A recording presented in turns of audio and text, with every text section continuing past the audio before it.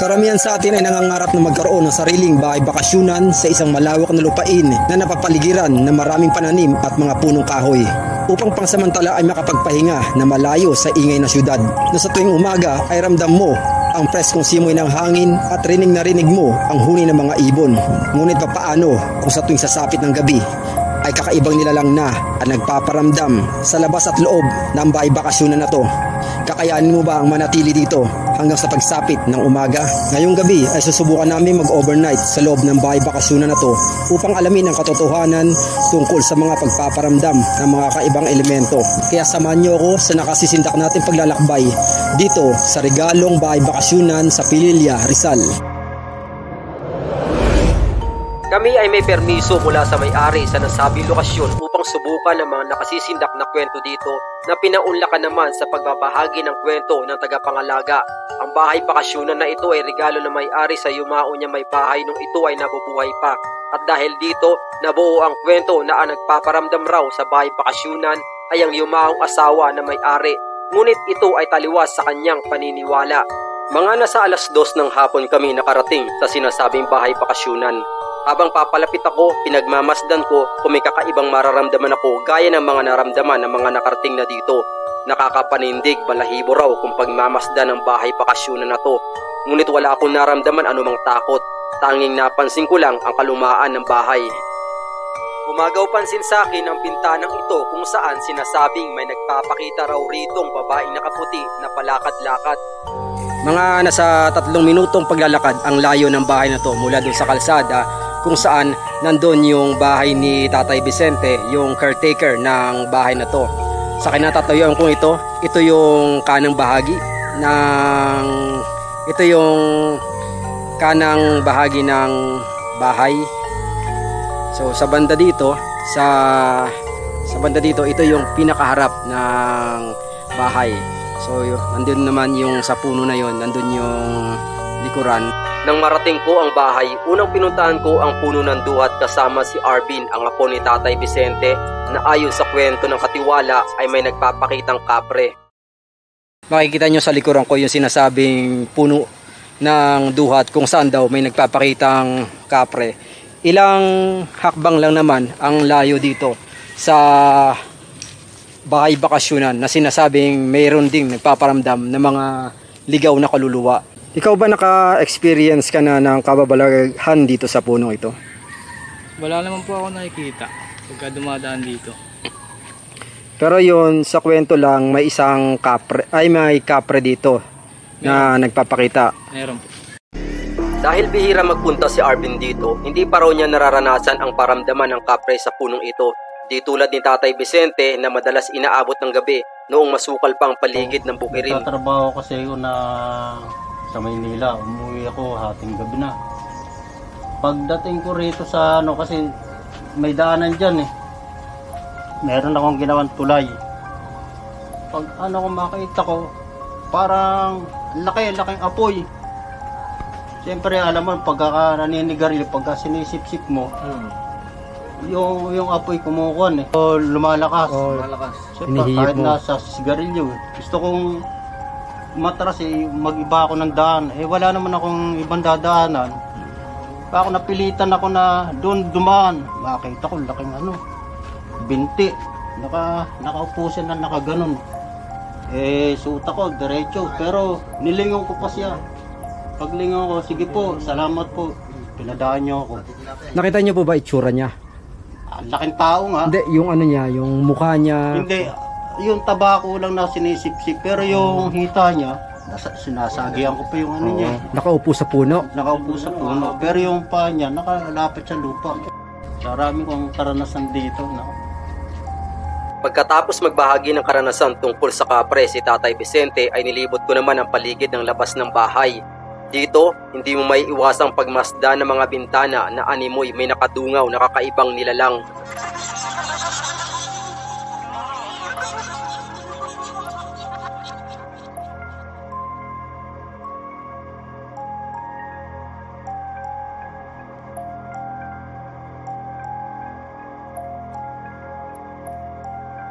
Kasunod ay pinuntahan ko ang harapan ng bahay kung saan may sinasabing tumubong nuno sa punso sa loob ng lumang palikuran. Ayon sa katiwala, ito ay maaaring pinamamahayan ng kakaibang nilalang dahil sa mabilis na paglaki nito. Dito rin sa harapan nakikita ni Tatay Vicente tuwing gabi ang isang anino ng tao na pagala-gala, ngunit sa tuwing lalapitan niya ito ay bigla na lang itong nawawala. Sa bandang kaliwa ng lumang palikuran na may 2 metro ang layo, mapapansin mo ang kumpulan ng mga bato sa ibabaw ng tabo ng lupa. Dito raw ay may inilibing na bata. Yung nagkukumpulang bato na nasa likuran ko, ito daw yung pinaglibingan ng namatay na bata. Isa rin daw ito sa nagpaparamdam dito sa paligid ng bahay. Pagkatapos kong ikutin ang paligid ng bahay ay pinasok ko ng loob nito habang hindi pa dumidilim upang maramdaman kung may mabigat na enerhiya, kung kakayanin nating itong pasukin ng gabi at upang magbigay paalam kung may kakaibang nilalang na hindi nakikita ang nasa loob ng bahay bakasyunan.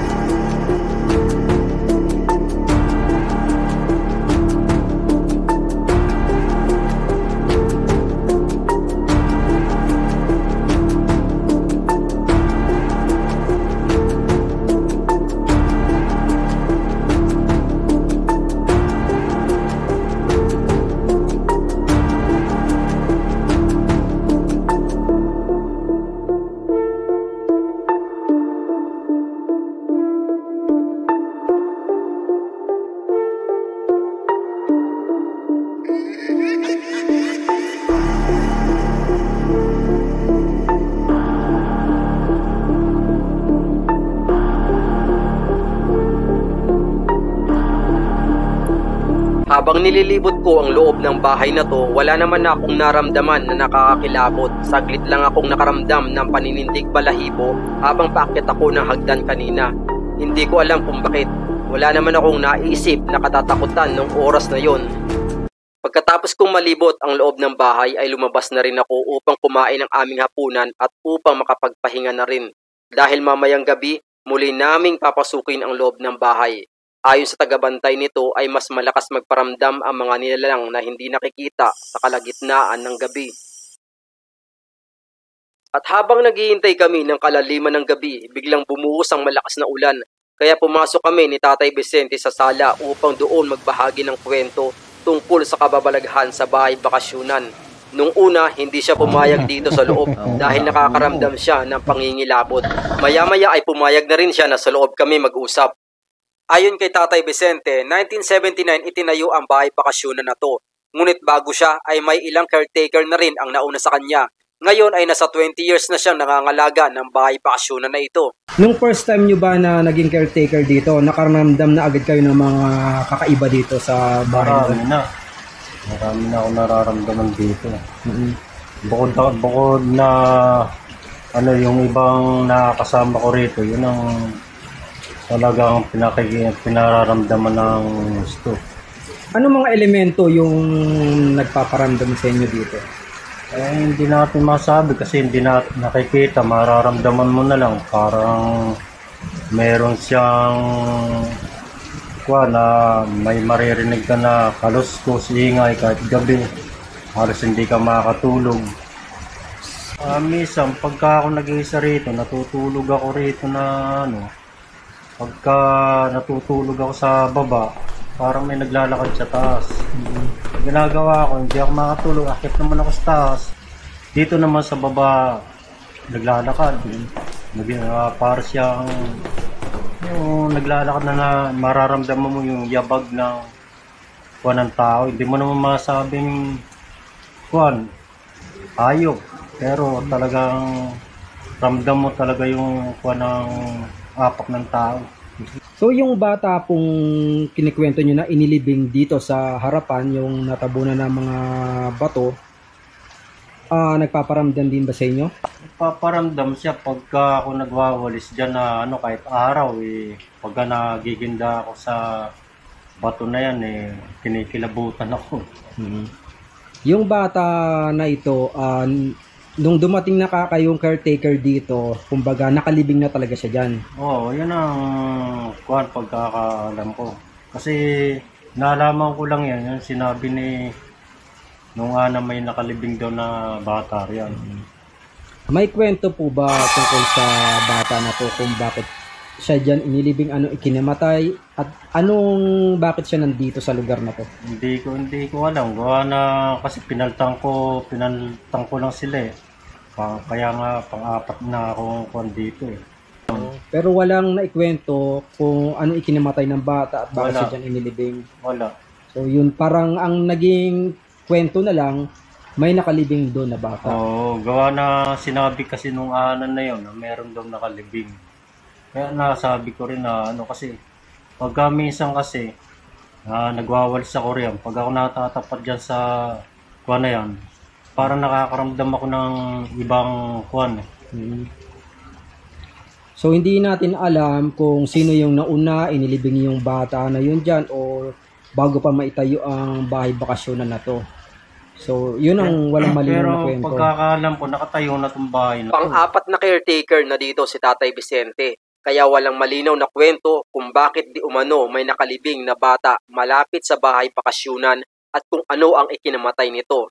Ito ay batay lamang sa kwento ng isang paranormal expert na kasama ng isang TV station na nagsagawa ng isang programa tungkol sa kababalaghan dito. Wala namang kinuwento yung naging caretaker dito na may nakalibing. Ang nagsabi lang sa akin dito, kaya nasabi ko rin yung yung nagkuhan dito na. Yan ang sinasabi. Guys, may nagparamdam. Pahinto kami. Ano yung tay? O bagsak lang ng ulan yun. Kung bagsak na ulan yan, hindi ganun yun. Kinilabutan din ako. Para siyang bumagsak na ibang klase yung ulan. Kaya patak-patak lang. Ang laki. Lakas. Ang lakas ng bagsak ng Sige tayo, ito na lang. Last, medyo nakaramdam din ako ng takot. So, naniniwala ba kayo yung nagmumulto dito ay yung sinasabing asawa na may-ari? Sa akin, hindi. Ang pagkakaalam ko, ibang rito Hindi ako naniniwala na kasi napakatagal na panahon At saka matagal na rin hindi natiran to Hindi ako naniniwala na Pero ang alam ko talaga, meron nakatira rito, 3 yan sila. Hindi siya mga multo ng tao? Hindi. Mga elemento. Halos alas 12 ng hating gabi bago matapos ang pakikipag-usap ko kay Tatay Vicente. At ito ang oras ng pagpaparamdam ng mga elementong hindi nakikita. Kaya ang nakakagulat na ingay na aming narinig ay maring nagmula sa kanila. Ngunit kahit ganun pa man ang makapanindig balahibong mga kwento ng katiwala, itunuloy pa rin namin na libutin ang loob ng bahay. At bago namin simulan ay nagdasal muna kami. At ngayon may mga makakasama tayo ngayon. Ang mga apo ni Tatay Vicente. Pakilala ka, Pops? Arvin. And Jel na lang, Jel. Dahil nandito na rin ang dalawang apo ni Tatay Vicente, isinama na rin namin sa pag-explore sa loob ng bahay. At nagkaroon kami ng kasunduan kung sino ang mauuna. Si JL. Okay guys, unang papasok si JL kasama si Jolas. Gagabayan ko lang siya para kung sakali. Kasi base sa kay tatay sa nagbabantay nito is hindi pa talaga sila nakakapasok dito sa bahay na to at hindi pa nakakaranas na mag-stay dito sa bahay na to na kahit isang gabi. So bilang respeto na rin kay tatay at bilang bilin na rin sa amin na huwag namin hayaan na pumasok mag-isa. So, ako na lang yung nag-volunteer na samahan siya. ito na nga. Pagkatapos pasok na sila. makapasok ng unang grupo, saglit lang ay Okay. lumabas na sila. Halos 1 minuto lang itinagal ng unang pumasok. Anong dahilan, Pops? Base sa kanya, nung tinanong ko kung ano mong nararamdaman niya, nahihirapan, parang mabigat sa katawan niya, tapos yung ulo niya, nanlalaki. Ibig sabihin, sinyalis lang yun na meron sa kanya, may dumidikit sa kanya na dahil nga sa hindi natin nakikita, pero kaya natin naman maramdaman dahil nga sa naramdaman niya na parang ang sikip daw, and then ang bigat, at nanlalaki yung ulo nung tinanong ko, ibig sabihin, meron kaming kalapit na hindi namin nakikita. Kaya sabi ko, huwag natin tuloy. Sige na, tara, labas na tayo. Pagkataas po namin yan, medyo bigla pong bubigat pakiramdam. Parang, Talagang takot. takot, nanginginig. Ngayon ay si RB naman ang sumubok pumasok kasama si Jolas. Ngunit halos parehas lang ang itinagal sa unang pumasok. Okay, yun. Pangalawang grupo. Kabababa lang. Halos mga 1 and 30 seconds. Bakit, Pops, ganun? Hanggang sa kayo nakarating? Inikot namin lahat, pero pagdating dito sa kwartong kabila, iba talaga yung pakaramdam doon. Kabila. Oh, hindi naman dahil sa malamig, pero yung lamig niya, kakaiba yung lamig eh. Okay, ikaw, Arvin, anong... Tinan mo, lumabas ako mainit, pero Pagtaas ko, doon, medyo kinabahan. sa Yung kamay ko, gumagalaw. doon sa kabilang kwarto. Gumagalaw. Nanginginig siya. Dito. Pagtaas pa lang. Doon. Okay.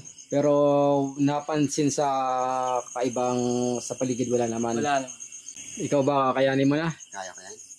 Okay, anong panggagawin natin? Tara na. Bago pumasok ang aking kaibigan, nahalata ko ng takot sa kanyang muka. Kaya bigla na lang akong natawa dahil kakapasok lang ng pinto ay lumabas na. Sumama pa sa Alvin? Di ba na, Bin? Soul lang yan eh.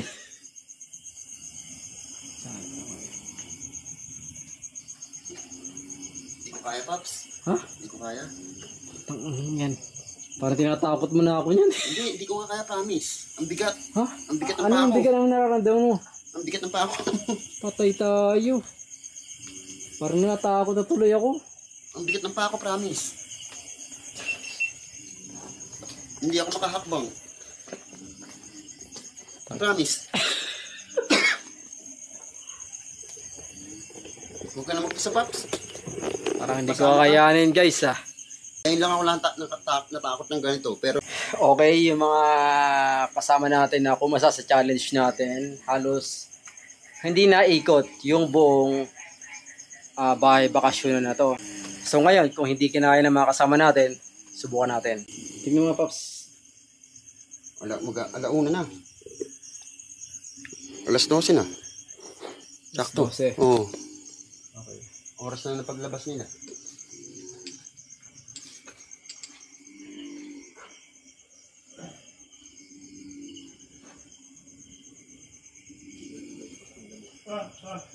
So, unang pinasok natin itong direction.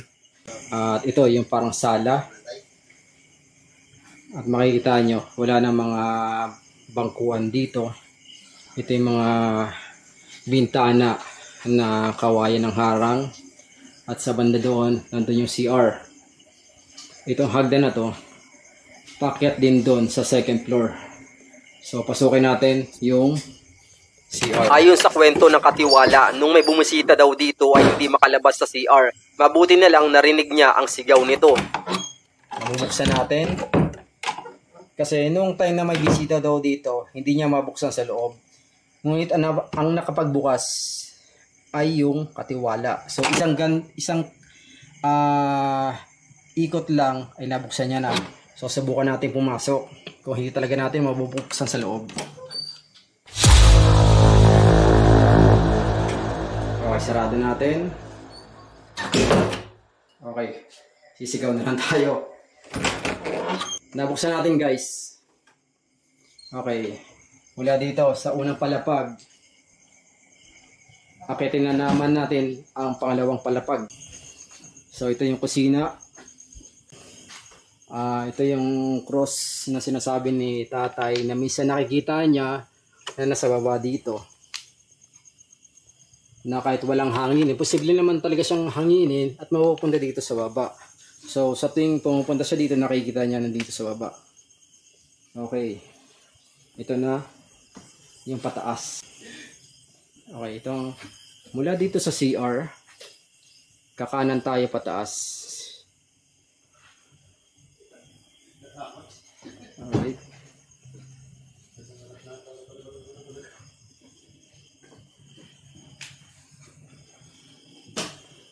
Paramdam na lang po kayo kung meron. Ngunit ang nais ko lang po ay patunayan kung totoong merong kakaibang elemento rito.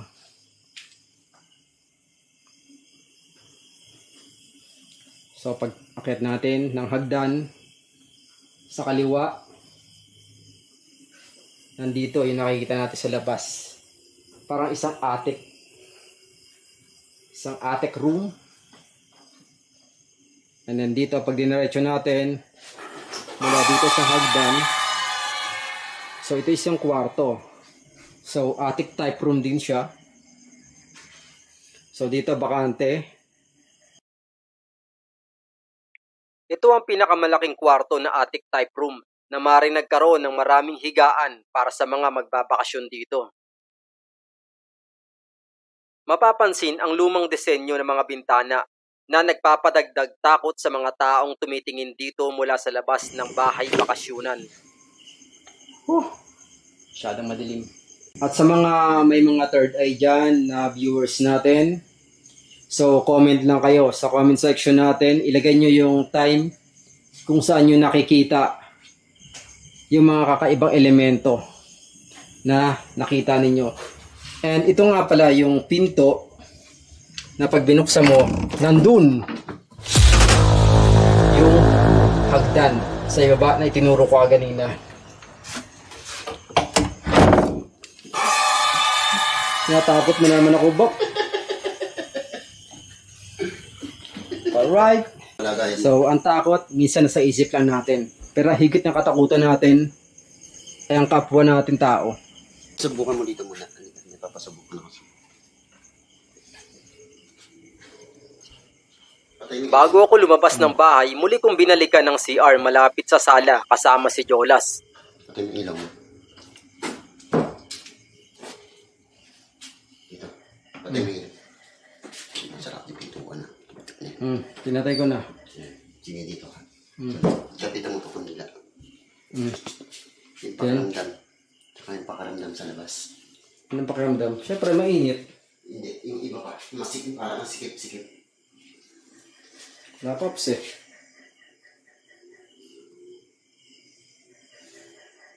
Ilawan mo ako.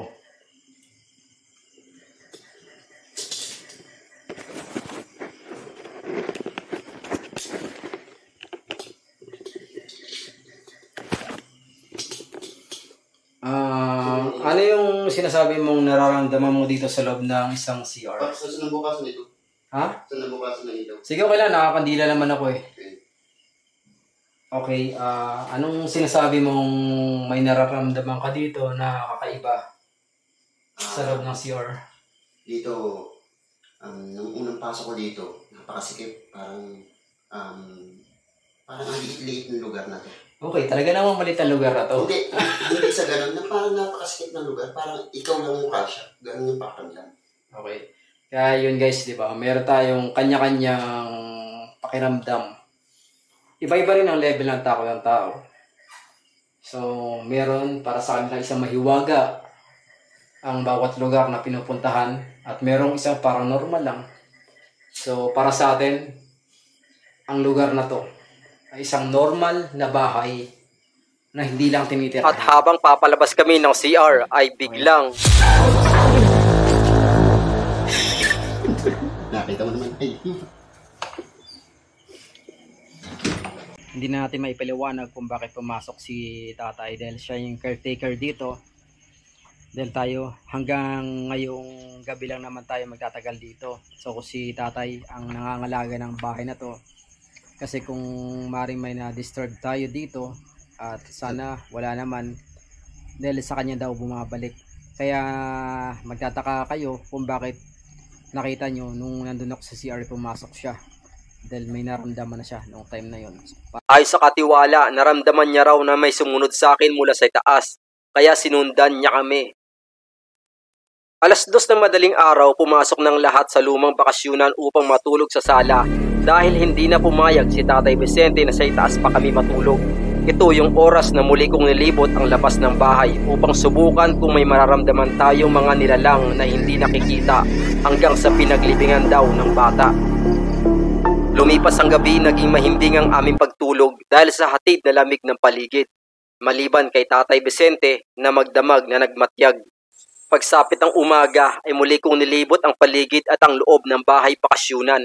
Kung kahapon ay medyo may takot pa akong naramdaman, ngayon pakiramdam ko na bahagi na ako ng lugar na ito na ang simoy ng hangin at ang ingay ng kalikasan ay nagdudulot sa akin ng sapat na kapahingahan upang muling manumbalik ang lakas para sa muling pagharap sa hamon ng mundo. Ngayong naranasan natin, pasukin na mag-isa ang bahay na to. Wala naman tayong naramdaman na direktang mga sinasabing pagpaparamdam ng mga kakaibang elemento, mga ligaw na kaluluwa dito. May mga mangilan-ngilan na palatandaan na mga pagpaparamdam ng mga kakaibang elemento, ngunit hindi natin to kayang patotohanan kung ito nga ay nagmula sa kanila. Kayo na ang bahala humusga sa mga ipinalabas kong video kung meron kayong nakita sa ating pag-ikot sa bahay na to. Sa mga paranormal expert, so kung napanood yung video ito, comment nyo na lang kung saan nyo bandang nakita yung mga sinasabing mga elemento na maaaring nahagip ng ating camera sa video ito. Ayon sa paniniwala ng iba, ang mga kakaibang elemento raw na ito ay kasabay na nilikha ng Diyos dito sa mundo. Ilan sa atin ay may kakayahang maramdaman o makita ito. Kaya naman iginagalang ko ang mga tao na karanas ng pagpaparamdam o makakita ng kakaibang elemento sa loob at labas ng bahay bakasyunan. Kagaya ni Tatay Vicente, ang kanyang mga apo at ang aking kaibigan na si Jolas at maging ang ilang mga nakarating na dito. Maaaring wala akong sapat na kakayahan na maramdaman ito dahil hindi ito ang nais iparating ng aking isipan na maaaring makapagpahina para tumuklas sa mga bagay na misteryoso. Dahil mas naniniwala ako na mas makapangyarihan ang isipan ng tao na kayang bumago ng mundo.